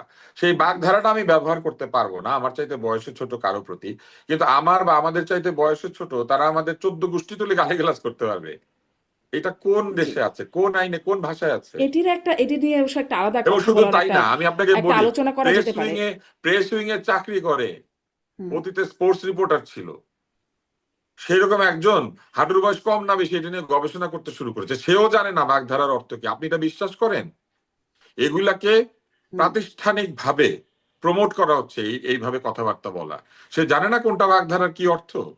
জি, মানে এটা নিয়ে একটা আমি সেজন্যই ভাবছিলাম, যে বলছিলাম যে একটা আলাদা আলোচনাই করা যেতে পারে যে এত গালি কেন আসছে, এই মানে সংস্কৃতিটা নতুন করে, এটা তো আসলে খুব পুরাতন সংস্কৃতি। জুলাইয়ের পরেই আমরা আসলে এটা খুব পাবলিকলি বলতে দেখছি। হয়তো গালিগুলো আগেই ছিল, কিন্তু এত পাবলিক ভাবে বলাটা এটা হয়তো একটু কমই ছিল। আমি একটু কমই দেখেছি। এটা নিয়ে আলাদা আলোচনা হতে পারে যে কেন হচ্ছে। কিন্তু ওই যে যেই প্রশ্নটা করছিলাম, আসলে কি -2 এর কোনো বিষয় আছে ডক্টর আব্দুল মামুন? যেটি হ্যাঁ, যেটি মাইনাস টু। যেটি আমি ডক্টর আব্দুল্লাহ মামুনের কাছ থেকে শুনে আবার ডক্টর তুষার আপনার কাছে আসি, যে এটি তো মানে 5ই আগস্টের পর বারবার শুনেছি, এই সময়েও আবার এই বিষয়টি একটু আলোচনায় আসছে। আসলে কি কোনো আছে এরকম কিছু? আমি আপনাকে একটা জিনিস আমি বলি, আমি আপনাকে একটা জিনিস বলি শুধু, আর তারপরে আমরা মামুনের কাছে আচ্ছা। যাই। সেটি হচ্ছে যে -2 যারা পরিকল্পনা করেছিল তাদের বিরুদ্ধে কিন্তু আগের সরকারও কোনো ব্যবস্থা নেয় নাই, আপনি লক্ষ্য করলে হুম দেখবেন। হুম এবং আগের সরকার -2 যারা কুশীলব তাদের অনেকে কিন্তু বাংলাদেশে রয়েছেন, অনেকে বিদেশে চলে গিয়েছেন এবং সেখানে ভালো আছেন। -2 প্রক্রিয়াটির কোনো বিরোধিতা করা বা -2 প্রক্রিয়াটি যারা করতে চেয়েছিলেন তাদের বিরুদ্ধে কার্যকর কোনো ব্যবস্থা নেওয়া আমরা সেটা লক্ষ্য করি নাই। বরং -2 একাধিক কুশীলব আমরা দেখেছি সংসদ সদস্য হয়েছেন। -2 প্রক্রিয়াকে যারা সামনের দিকে এগিয়ে নিয়ে গেছিলেন এমন অনেকে রাষ্ট্রীয়ভাবে পুরস্কৃত হয়েছেন, অনেকেই নিরাপদে বিদেশে রয়েছেন এবং -2 এর বিষয়টি কিনা তেমন কোনো আলোচনা হয় নাই। এবং এই যে কেন হয় নাই এই প্রসঙ্গটি আসলে আমরা জানতে পারি নাই কখনো। প্রশ্ন করা হয়েছে নানা রকম, কিন্তু বিভিন্ন সেন্সিটিভ কারণে হয়তো এই প্রশ্নের উত্তর কেউ দেয় নাই। ফলে এখনো যদি আপনি চিন্তা করেন এই পুরো রাজনৈতিক প্রক্রিয়ার মধ্যে নির্যাতিত কারা, নির্যাতিত রাজনীতিবিদরাই এবং যারা রাজনৈতিক দল তারাই বিভিন্ন সময় একজন আরেকজনের উপর নির্যাতন করেছেন, অথবা তাদের কৃতকর্মের কারণে তারা বিভিন্নভাবে আহ এক ধরনের অবস্থার শিকার হয়েছেন। যেমন একটি দল পালিয়ে গিয়েছে, তাদের অনেক লোকজন সহ নেতা নেত্রীরা পালিয়েছেন, দলটা পালায় নাই, দলটা বাংলাদেশে আছে। দলের মানে অধিকাংশ মানুষই তো বাংলাদেশে আছে, পালিয়েছে তো যারা অপরাধ করেছে বলে নিজেরা মনে করেছে বা প্রতিশোধকামিতার শিকার হবে বলে ভেবেছে। কিন্তু আপনি বলেন যারা -2 ফর্মুলা করার চেষ্টা করেছিল তাদের কিচ্ছু হয়েছে? বাংলাদেশে কিচ্ছু হয় নাই। আপনি বলেন তো কারো শাস্তি হয়েছে, কারো বিরুদ্ধে কোনো মামলা হয়েছে, কাউকে কিছু বলা হয়েছে? ফলে -2 প্রক্রিয়া বন্ধ হয়ে গিয়েছে এই কথাটা তো বলা যাবে না। -2 সময় একটি রাজনৈতিক দল গঠন করার একটা প্রক্রিয়া ছিল, আপনার নিশ্চয়ই মনে আছে। আমরা নতুন রাজনৈতিক দল ঘোষণার একটা প্রক্রিয়ার কথা শুনেছিলাম। তো সেই প্রক্রিয়া যারা শুরু করেছিলেন বা যারা তখন সেই প্রক্রিয়ার সঙ্গে যুক্ত ছিলেন তারা কি এখন বাংলাদেশে নাই? তারাও তো আছেন। ফলে -2 হারিয়ে গেছে বা -2 পরিকল্পনাটা নাই কোথাও, এটা নিশ্চিত করে নতুন বলা একটি যাবে না। রাজনৈতিক দল বলতে ডক্টর ইউনূসের রাজনৈতিক দলটির কথাই কথা বলছেন? -2 প্রক্রিয়া না, ফেরদৌস আহমেদ কোরেশিও একটা করেছিলেন, ওই সময় একটা দল তৈরি করেছিলেন, আপনার নিশ্চয়ই মনে আছে। কোরেশি সাহেব একটা দল করেছিলেন, সেই দলটা তৈরি হয়ে গিয়েছিল। আর ইউনূস সাহেবেরটা তো হয় হয় করতে করতে হয় নাই, কারণ তিনি 2-3টা চিঠিপত্র লিখেছিলেন, তারপরে বিদেশ থেকে ফিরলেই এয়ারপোর্টে সবার সাথে কথা বলতেন, হঠাৎ একদিন এয়ারপোর্টেই বলেছেন উনি এটা করবেন না, ব্যাস সব শেষ হয়ে গেছে। কিন্তু ওই প্রক্রিয়া যারা শুরু করেছিলেন, যারা চেয়েছিলেন, তারা সবাইকে বাংলাদেশ থেকে বের হয়ে চলে গিয়েছেন, তা তো জান নাই। ফলে এটা নিশ্চিত করে বলা যাবে না। তবে আপনি যেটা বারবার জানতে চাচ্ছেন যে কারা এটা করতে পারে, কারা এটা করতে পারে এই প্রশ্নের উত্তর কিন্তু নাই। তবে অনেকেই যে করতে পারে এই ধারণাটা কিন্তু সুস্পষ্ট, কেননা আহ এইখানে কিন্তু এক ধরনের অস্থিতিশীলতা তৈরি করার একটা প্রক্রিয়া আমরা লক্ষ্য করছি। এবং শুধু তাই না, বহু রাজনৈতিক দল আছে, ছোট ছোট রাজনৈতিক দল, যারা মনে করে যে নির্বাচনটা পিছিয়ে গেলে তাদের জন্য তাদের হৃত গৌরব পুনরুদ্ধার করা, অথবা তারা যে উল্টাপাল্টা কাণ্ড কারখানা করেছেন সেই কাণ্ড কারখানার জন্য ভোট কমে গিয়েছে সেটা হয়তো পাওয়া যাবে, অথবা তাদের বিরুদ্ধে যারা আছেন তাদেরকে পুরোপুরি নিষিদ্ধ করা যাবে। অর্থাৎ বিভিন্ন রাজনৈতিক দলেরও বিভিন্ন এজেন্ডা আছে, যেটা নির্বাচন পিছিয়ে গেলে এটা সহজ হয়ে যায়। নির্বাচন পেছানোর জন্য তারা ডক্টর কি তুষার, করবেন এবং কি করবেন না আমরা তো সেটা জানি না। অনেক ধন্যবাদ আপনাকে। একদমই সময় শেষ, তবুও খুব সংক্ষেপে হলেও অনেকগুলো প্রশ্ন ডক্টর মামুন। সেটি হচ্ছে যে ওই যে -2 প্রক্রিয়া চলমান আছে বলে আপনি মনে করেন কিনা, কারা থাকলে সেটির পেছনে কারা আছে, যে প্রশ্নগুলোর উত্তর ডক্টর তুষার দেওয়ার চেষ্টা করছেন, আপনার কাছ থেকে শুনতে চাই। এই কুশীলবদের বিষয়ে প্রশ্ন তুলছিলেন। ডক্টর ইউনূস কুশীলবদের মধ্যে ছিলেন, তার জন্য সেটিও কি একটা বিশেষ মানে সেই ছিলেন বলে একটা বার্তা আছে, একটা গুঞ্জন আছে, আলোচনা তখনও ছিল, এখনো আছে বিভিন্ন পর্যায়ে। সেটিও কি একটা মানে বাধা তারেক রহমানের ফেরার পেছনে? দেখুন, রাজনৈতিক মাইনাস যে কথাটা বলি বা মাইনাস ফর্মুলা, এটা কিন্তু আপনি শেখ মুজিবের সময় দেখেন আওয়ামী লীগের মোস্তাকদের ভূমিকা, আবার জিয়াউর রহমানের মৃত্যুর পরে একই আলোচনা এসছে। আবার আপনি দেখেন যে যখন 1/11 হলো তখন তুষার ভাই যে কথাটা বললেন, যারা করলো বিচার হলো না, আমরা সেটা একদিকে নিলাম, বা যারা সরকারে ছিল। কিন্তু একটা জিনিস আলোচনায় বড় করে আনা দরকার, এই আলোচনার ক্যানভাসে যেটা মিসিং সেটা হচ্ছে যে সবসময় ওই রাজনৈতিক দলগুলোর মধ্যেও কোনো গ্রুপ থাকে যারা এই সুযোগটা নেয় বা প্রভোগ করতে চায়, এবং সেটাই সবচেয়ে বড় প্রবলেম। এবং তারা আনফর্চুনেটলি, যেটা তুষার ভাই বললেন, যে তারা কারো অনেকের বিচার হয় না যারা -2 করতে চেয়েছে। আবার রাজনৈতিক দলগুলোতে দেখবেন যে তারা পুনর্বাসিত হয়। বিএনপি কিন্তু তার একটা উদাহরণ। এবং সেটা, এবং এখন যে বিএনপি যে জায়গাটা এসছে, অথবা তারেক রহমানের একক কর্তৃত্ব বা নেতৃত্ব তৈরি হয়েছে, বাট সেই আশঙ্কাগুলোকে কিন্তু উড়িয়ে দেওয়া যায় না। হয়তো বা উনি দেশে আসলে সেই জিনিসগুলোকে নিয়ে আরো কাজ করবেন, কিন্তু এই মুহূর্তে হয়তো আমরা সাদা চোখে দেখতে পাচ্ছি না। যখন এই ধরনের ঘটনাগুলো ঘটে তখন দলের বাইরের যে ফ্যাক্টর গুলো থাকে, সরকার বা সামরিক বাহিনী, ডিজিএফআই, আমরা খোলাখুলি বললাম, তাদের রোল নিয়ে কথা হয়। কিন্তু একই সাথে যারা দলের ভিতরের কুশীলব থাকে, সেই দল আমরা ঐতিহাসিক ভাবে দেখেছি যে তাদেরকে চিহ্নিত করা একদিকে যেমন দলগুলো করতে পারেনি, আবার তাদেরকে পুনর্বাসিত করতে পেরেছে, যে কারণে কিন্তু এই -2 এর কথাগুলো বারবার আসতেছে, যেটা স্বাধীনতোত্তর বাংলাদেশে বিশেষ করে 111 এর পর থেকে আমরা এই আলোচনাটা দেখেছি। এটাতে নতুন করে যে জায়গাটায় আমার মনে হয় ঘি ঢাললো সেটা হচ্ছে যে আমাদের ফ্যাসিস্ট শেখ হাসিনার পুত্র সজীব ওয়াজেদ জয় সম্পত্তি বলছে যে রাজনীতি ফেরা না ফেরার প্রসঙ্গে উনি বিএনপিকে টেনে নিয়ে এসেছেন। এইটা এক ধরনের আলোচনাতে নতুন করে, যেটা আমি বললাম যে ঘি ঢালার মতো একটা বিষয়। আর আরেকটা জিনিস হচ্ছে যে তুষার ভাই যেটা বললো যে ছোট ছোট দল বা নতুন দলের কথা হয়তো বা মিন করেছিলেন, যে তারা ক্ষমতায় থাকতে চায়, -2 ভাবনা আসতে পারে, নির্বাচন পেছানোর বিষয় এটাকে সামনে এনে হতে পারে। কিন্তু বড় দলটির কথা ভুলে গেলে হবে না, যারা ফাঁকা মাঠ পেয়ে এখন নানানভাবে রাজনীতির সোচ্চার হচ্ছে। আমি জামাত ইসলামের কথা বলছি, অথবা তাদেরও একটা অ্যাডভান্টেজ এটা হতে পারে যে তারা একটু গুছিয়ে নেবে, বা তাদের যে তথ্য বা ন্যারেটিভটা দাঁড় করানোর চেষ্টা করছে তারা, যত ইলেকশন দেরি হলে বিএনপি আরো নানান ইস্যুর মধ্যে পড়বে, তাদের আসন সংখ্যা বাড়বে, যেটা আমি ব্যক্তিগত মোটেও মনে করি না। তাদের যে ভোট সেই সংখ্যায় বেড়ে এখনই রাষ্ট্র খোদাই রহমতের মধ্যে আছি এবং যেভাবে নিরাপদ বোধ করছি, জীবন এবং জীবিকার যে সমস্যাগুলো রয়েছে, চিন্তা এবং চেতনার যে রোগ বালা মুসিবতগুলো রয়েছে, সেগুলো আমাকে আসলে ভেঙে ফেলতে পারে না, আসে কিন্তু প্রত্যাঘাত হয়ে চলে যায়। এবং শেষ পর্যন্ত মহান আল্লাহ রব্বুল আলামিন আমি যে অবস্থানে আছি, আমার অবস্থানে আমার হৃদয়ের মধ্যে এক ধরনের প্রশান্তি তৈরি করে দেয়। এখানে বোঝার চেষ্টা করুন যে সারা দুনিয়া আপনাকে বলল আপনি খুব ভালো মানুষ, আপনার এটা আছে ওটা আছে, কিন্তু আপনার ঘরের মধ্যে, নিজের পরিবারের মধ্যে এবং আপনার মস্তিষ্কের মধ্যে, আপনার হৃদয়ের মধ্যে প্রতি মুহূর্তে যদি নেতিবাচক কথাগুলো আপনাকে পীড়া দেয়, তারপরে একটা অসুখী, যেটাকে রিগ্রেট বলা হয়, হতাশা, ব্যর্থতা, এই জিনিসগুলো যখন আপনাকে প্রতিটি মুহূর্ত অস্থির করে ফেলে, তখন পৃথিবীর কোনো ক্ষমতা, কোনো রূপ, লাবণ্য, মাধুর্য, পদ পদবী, অর্থবিষ্ট আপনাকে সফল বানাতে পারবে না, সার্থক তো নয়। মানুষের যে কোনো বিশ্বাস, সেই বিশ্বাসের মর্যাদা যখন মানুষ তার নিজের কাছে দিতে পারে, তখন আল্লাহ রাব্বুল আলামিন বা কোনো অলৌকিক শক্তি বা পারলৌকিক শক্তি বা আসমানি শক্তি তাকে তার নিজের জায়গাতে একটা স্থিরতা দান করে, একটা ভাবনাহীন জীবন তাকে দান করে। তো সূরা কাহাফ সম্পর্কে আমি প্রথম যেটি একটি মসজিদে শুনেছিলাম, আরেকটি সূরা সম্পর্কে শুনেছি, সেটি হলো সূরা ওয়াকিয়া। আমি আরেকটা আলোচনায় বলবো, আজকে কাহাফ সম্পর্কে আপনাদের কাছে আলোচনা করি। এই সূরার যে সাধারণ ফজিলত, এটা আপনি ইন্টারনেটে পাবেন, একেবারে খুব সাধারণ। প্রথমটা হলো যে মানুষের ভিতরে গুনাহ করার যে প্রবৃত্তি, এই প্রবৃত্তিটি ধীরে ধীরে এই সূরাটি নষ্ট করে দেয়।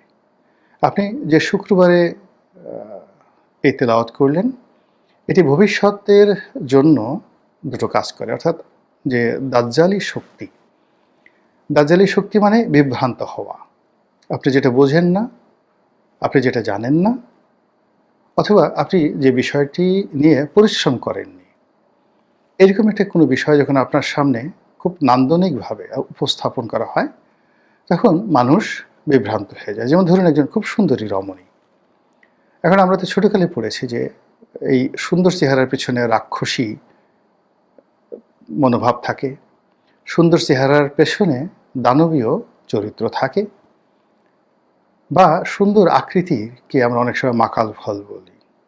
তাহলে লাভ অ্যাট ফার্স্ট সাইট মানে প্রথম দৃষ্টিতে কোনো কিছুর প্রেমে পড়া, মুগ্ধ হওয়া, তারপরে সিদ্ধান্ত নিয়ে ফেলা, এটাকে আপনি দাজ্জালি শক্তির সঙ্গে আত্মসমর্পণ, এটাকে আপনি তার সঙ্গে তুলনা করতে পারেন।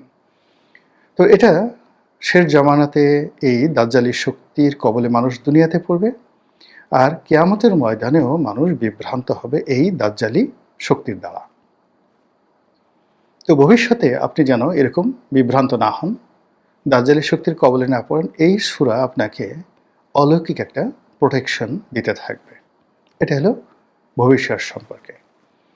আর প্রেজেন্ট টেন্স যদি আপনি ধরেন, বর্তমান সময়, তাহলে আপনাকে যে কাজটি বা যে কথাগুলো বলা হচ্ছে এই সূরার তাফসিরে, সাধারণত এখানে তাফসিরে বলা হচ্ছে যে গত জুমা থেকে আজ এই জুমা পর্যন্ত, অর্থাৎ আপনি গত জুমাতে পড়েছেন সূরা কাহাফ আর এই জুমাতে পড়েছেন। তো এই সূরাটি তেলাওয়াতের কারণে এক সপ্তাহের মধ্যে আপনার জীবনের যে গুনাহসমূহ রয়েছে এই গুনাহসমূহ ক্ষমা করে দেওয়া হয় এবং আপনার মধ্যে একটা নূর তৈরি করে দেওয়া হয়, একটা আলো তৈরি করে দেওয়া হয় এবং সেই আলো দ্বারা আপনি আপনার যে সামনের বাধা, বিঘ্ন এগুলো আপনি দূর করতে পারেন। যেমন ধরুন আমাদের জীবনের সবচেয়ে বড় সমস্যাটা কি? অজ্ঞতা। অজ্ঞতা মানে অন্ধকার, আপনি দেখেন না। তো আপনি দেখেন না, তো সেখানে যখন আপনার হাতে লাইট থাকে, আলো থাকে, নূর থাকে, আপনি দেখতে পান, স্পষ্টতই দেখতে পান। তো এভাবে মানুষের যে দিব্য দৃষ্টি রয়েছে তার পেছনে একটি অন্তর্দৃষ্টি রয়েছে, মন সাড়া দেয়। তারপর মানুষের জ্ঞান, বুদ্ধি, প্রজ্ঞা এই তিনটির একটা সমন্বয় মস্তিষ্কে খেলাধুলা করে তার সঙ্গে হৃদয়ের যে বন্ধন, এটা এনলাইটেন হয়, আলোকিত হয় নূরের মাধ্যমে। আর সেই নূরটি স্বয়ং আল্লাহ রাব্বুল আলামিন দিয়ে থাকেন তার বান্দাদের উইল ফোর্স, কর্ম, চিন্তা, চেতনা এবং ধর্মের কারণে। তো সূরা কাহাফ যারা নিয়মিত তেলাওয়াত করেন তাদের মধ্যে এরকম একটা নূর কাজ করে এবং এই সূরাটি একেবারে মৃত্যুর পূর্বক্ষণ পর্যন্ত তারাই তেলাওয়াত করেছেন যারা এই ধর্মকর্ম করে সফল হয়েছেন এবং আমাদের নিকট অনুকরণীয় হয়েছেন। সূরা কাহাফের যে বাংলা অর্থ সেটা হলো গুহা। এখানে হুজুর পাক সাল্লাল্লাহু আলাইহি ওয়াসাল্লামের ঠিক আবির্ভাবের আনুমানিক 400 বছর পূর্বে। 400 বছর বললাম এই কারণে যে আল্লাহ রাসূলের জামানাতে একজন বিখ্যাত সাহাবী ছিলেন হযরত সালমান ফার্সি রাদিয়াল্লাহু তাআলা আনহু। তিনি 350 বছর সেই যাকে বলা হয় তিনি জিন্দেগি পেয়েছিলেন। তো তিনি বলেছেন যে আমরা যখন খুব ছোট, ঠিক সেই সময়টিতে এই কাহাফের যে ঘটনাটি, সেই ঘটনাটি আমরা শুনেছিলাম যে এরকম একটা ঘটনা ঘটেছে। তাহলে আল্লাহ রাসূলের কাছে যখন তিনি এই সময়টিতে বর্ণনা করছিলেন, এটি মদিনার জামানাতে 570-610 খন্দকের যুদ্ধের সময় সালমান ফার্সির পরামর্শে খন্দকের যুদ্ধ হয়েছিল। তাহলে এই সময়টাতে যদি বর্ণনা করেন তাহলে আনুমানিক 350 বছর বা 325-26 বছর পূর্বে এই ঘটনাটা ঘটেছিল। তো আল্লাহ রাসূলের সেই জমানা 610 বা 612 খ্রিস্টাব্দের ঠিক 350 বছর আগে এই ঘটনাটা ঘটেছিল। তখন কোনো এক রাজা ভীষণ রকম অত্যাচারী এবং জালিম ছিলেন। ফলে তাওহীদে যারা বিশ্বাস করতেন, একত্ববাদে যারা বিশ্বাস করতেন, তো তারা তার রাজ্যে ভীষণ রকম অশান্তিতে ছিলেন। মানে তিনি কেবলমাত্র যে পার্থিব বিষয় নিয়ে যন্ত্রণা দিতেন তা নয়, যারা ধর্ম বিশ্বাসী ছিলেন, ধর্মকর্ম করতেন, তাদের উপর তিনি অত্যাচার করতেন। তো এইরকম একদল যুবক ইবাদত বন্দেগী, তাদের সংখ্যা আল্লাহ রাব্বুল আলামিন গোপন রেখেছেন। তাদেরকে গুহাবাসী হিসেবে বলা হয়েছে। কেউ বলেন যে তারা 9 জন, কেউ বলেন 10 জন। তাদের সঙ্গে একটা কুকুর ছিল। তারা সেই রাজ্য তারা ত্যাগ করে তারা পালিয়ে অন্য কোনো নিরাপদ স্থানে যাচ্ছিল। এরই মধ্যে একটা পাহাড়ের গুহায় যখন তারা যাকে বলা হয় ঘুমন্ত অবস্থায় ছিলেন, ঘুম থেকে জাগলেন, এর মধ্যে বহু বছর চলে গেছে, হয়তো 500, হয়তো 1000 বছর। এই সময়টা আল্লাহ স্পষ্টভাবে বলেননি, আল্লাহ রাসূলও বলেননি। তো কাজেই তারা যে ঘুম থেকে জাগ্রত হয়েছিল, এটা আল্লাহ রাসূলের যে সময়টার কথা বলছি তার থেকে 350 বছর পূর্বে। কিন্তু যে বাদশাহের কথা বলা হয়েছিল বা তাদের জীবন যেখান থেকে শুরু হয়েছিল, ঠিক সেই সময়টা কত শত বছর পূর্বে ছিল, কত হাজার বছরের পূর্বে ছিল, এটা আমরা বলতে পারিনি। তো ওই যে তাদের কাহিনী এটিকে অমরত্ব দান করার জন্য এই পবিত্র সূরাটির নাম সূরা কাহাফ হয়েছে। এখন এটার নাম কেন কাহাফ হলো? এর কারণ হলো যে আপনি যখন আল্লাহর পথে থাকবেন, আল্লাহর জন্য কাজ করবেন, আল্লাহর সম্মান এবং মর্যাদা রক্ষার জন্য যখন আপনি প্রাণান্ত চেষ্টা করবেন, তখন আপনার সম্মান এবং মর্যাদা তুলে ধরার জন্য, অক্ষুণ্ণ রাখার জন্য এই জমিনে আপনাকে বান্দাদের মানে আল্লাহ রাব্বুল আলামিনের বান্দাদের দোয়ার উপলক্ষ করার জন্য আল্লাহ কিছু নজির স্থাপন করেন। এর ফলে এই যে তারা যে ভালো কাজকর্মগুলো করেছেন, যেভাবে হযরত ইব্রাহিম আলাইহিস সালাম করেছেন, হযরত ইসমাঈল আলাইহিস সালাম করেছেন, নবী রাসূলদের আমরা স্মরণ করি, মূলত আল্লাহ রাব্বুল আলামিন তাদেরকে আমাদের সামনে তুলে এনে যেটা প্রমাণ করতে চান যে তোমরা যদি আমার কথা মতো চলো, আমার প্রতি কৃতজ্ঞ থাকো, তাহলে আমার যারা বান্দা আমি তাদের হৃদয় মন মানসিকতা তোমাদের দিকে এমনভাবে মহব্বতের একটা বন্ধনের আবদ্ধ করে দেব যে তোমরা থাকবে না, কিন্তু আমার শত সহস্র বান্দা প্রতিটি মুহূর্তে তোমাদের জন্য দোয়া করবে। যেভাবে আমরা এখন সূরা কাহাফের সেই যুবকদের সম্পর্কে আলোচনা করছি, এটা হলো প্রাথমিক একটা ঘটনা। এখানে জুলকারনাইন সম্পর্কে বলা হয়েছে, বাদশাহ জুলকারনাইন সম্পর্কে বলা হয়েছে। তো বাদশাহ জুলকারনাইনকে অনেকে আলেকজান্ডার বলেন, কিন্তু বেশিরভাগ যারা লোকজন আছেন তারা এটাকে বাদশাহ সাইরাস দ্য গ্রেট হিসেবে, পারস্যের সম্রাট সাইরাস দ্য গ্রেট হিসেবে অভিহিত করেন, যে পবিত্র কালামে পাকে যে জুলকারনাইনের কথা বলা হয়েছে বেসিক্যালি তিনি পারস্য সম্রাট সাইরাস দ্য গ্রেট ছিলেন। তো একজন সুশাসক যিনি প্রজারঞ্জক ছিলেন এবং